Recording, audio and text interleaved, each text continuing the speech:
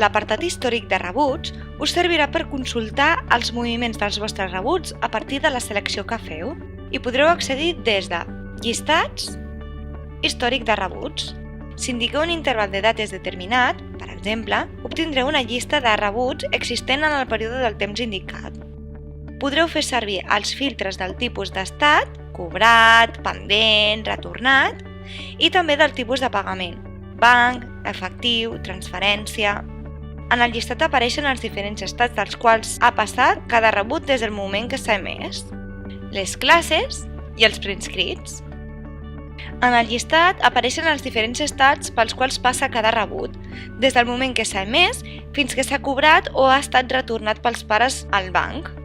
Podreu també filtrar per classes i fins i tot buscar el rebut d'un alumne en concret. Podreu triar també quin criteri voleu que segueixi el llistat per mostrar els rebuts, per data de moviment, per número de rebut, per usuari. Com en tots els llistats, podreu exportar les dades a Excel. A l'apartat superior dreta trobareu un botó de mostrar o ocultar l'apartat de criteris de cerca.